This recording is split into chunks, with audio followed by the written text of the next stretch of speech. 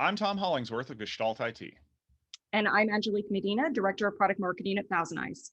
Angelique, thank you for joining us today for this interview. I know that ThousandEyes has been up to some really interesting things over the past few months, and I wanted a chance to maybe sit down with you and talk about a few of them.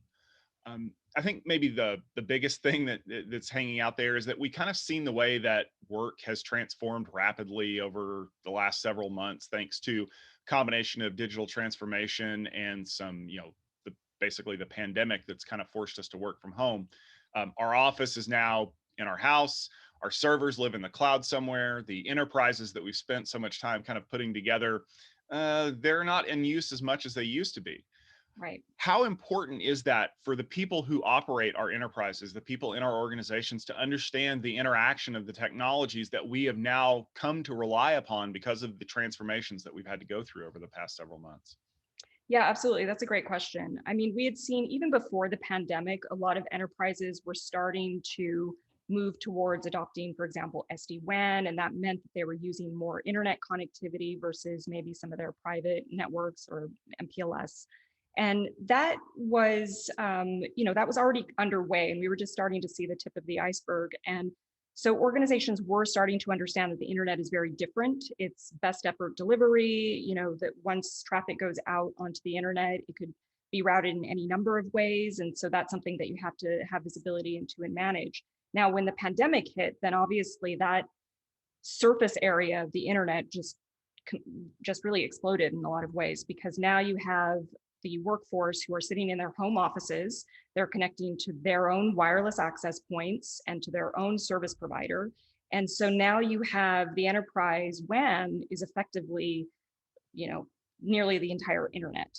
You can't control the service provider that your worker uses. You can't control their own internal environment. So these are wild cards. Plus, you have more usage of things like VPN gateways or maybe cloud security gateways.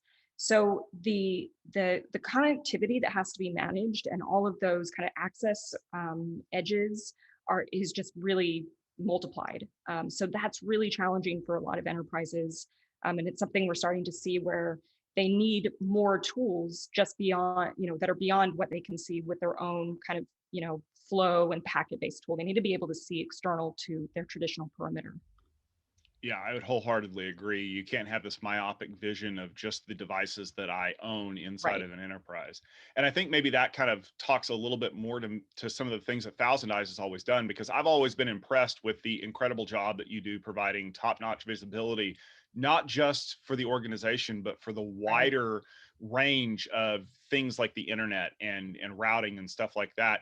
And it gives enterprises and operations personnel a window into some of the things that could be affecting them that they may be out of their control, so that they can understand is, are there problems in the cloud? Are there problems with providers?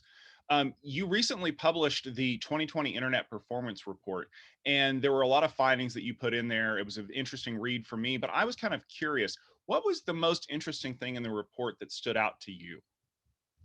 Yeah, there was a number of different things. I mean, I would say that a couple of things that were surprising to me was the difference between, for example, service providers. You think of like transit providers, broadband connectivity providers, and then you think about the cloud networks. And the difference in terms of the stability of each of those, even though we were effectively looking at similar data sets. So the same amount of infrastructure for both kind of cloud providers as well as internet providers. And the cloud providers were just much more stable. The other thing that was really interesting was that when, because we looked at a period between January and June of last year. So we were able to kind of see it before and after the pandemic and work from home. And we could see that, between February and March, there was a really dramatic increase in the number of disruptions, particularly with ISPs. And that wasn't really due, when we looked down into the data, to things like congestion. It really had to do with the fact that these providers are really interdependent with one another, really interconnected. And so when everybody moved out of the office into the home environment, a lot of the service providers had to make a lot of adjustments to their networks, which means they had to take some part of their networks down for some given period of time. So that was really what contributed to that increase.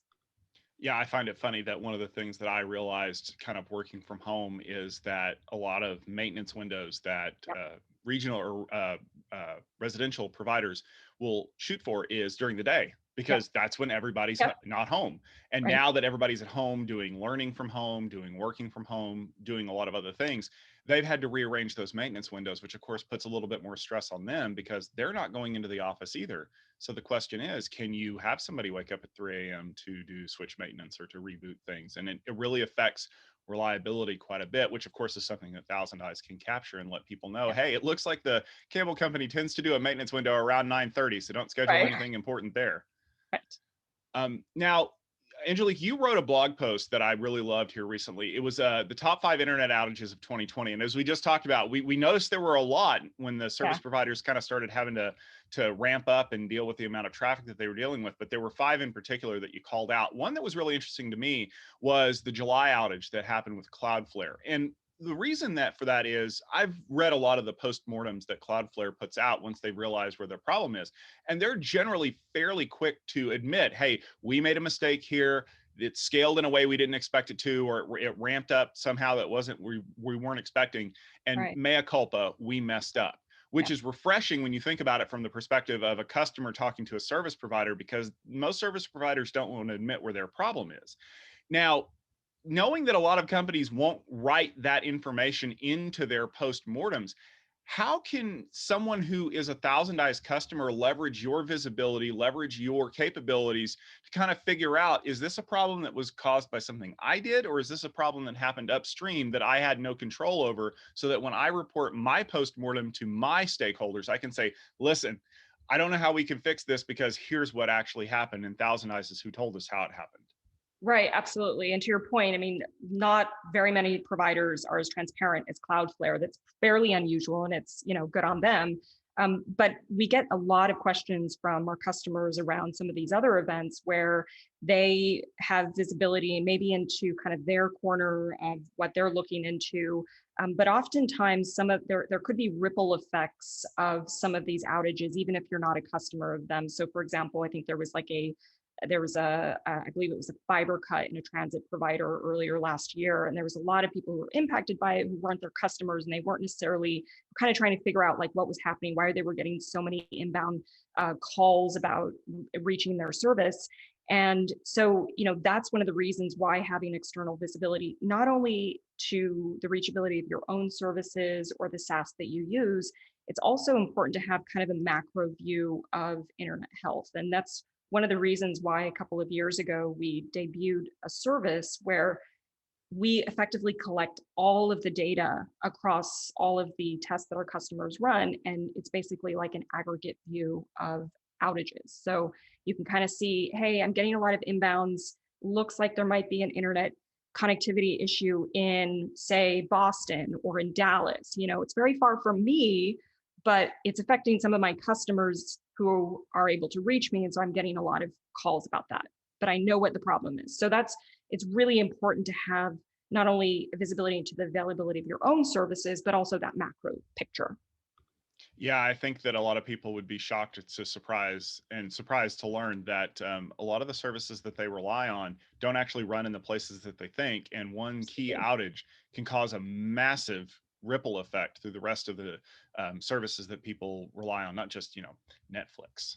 Right. It can be a lot of other things. Now, Absolutely. one of the biggest pieces of news that really came out of 2020 was the fact that ThousandEyes was acquired by Cisco.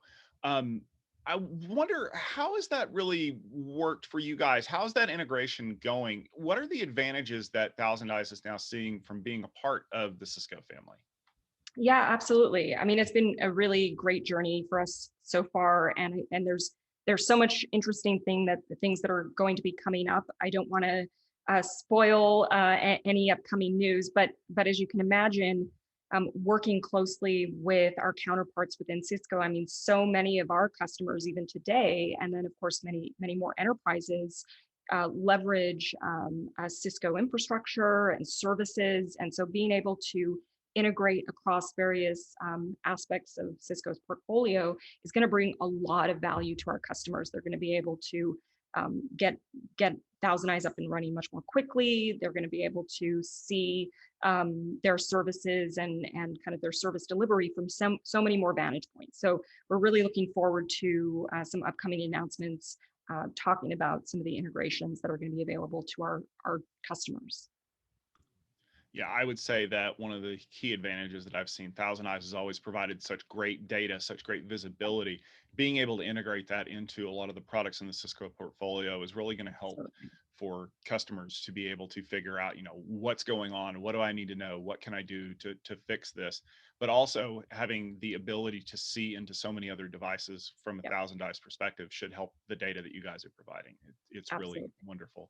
Now, we talked a lot about Thousand Eyes, and we've talked a lot about some reports and some blog posts and some things that you guys have been putting out. If people want to learn a little bit more about Thousand Eyes and a lot of the stuff that you do, where's the best place for them to go to learn?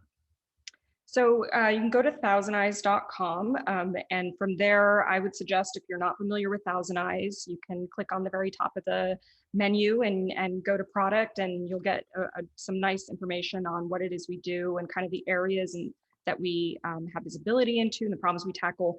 If you just like some great content around like what's going on the internet, I would suggest checking out our blog. There's so many great things that we do there just in terms of providing information to the community, whether it's outages or other kind of incidents and commentaries. So blog.thousandeyes.com.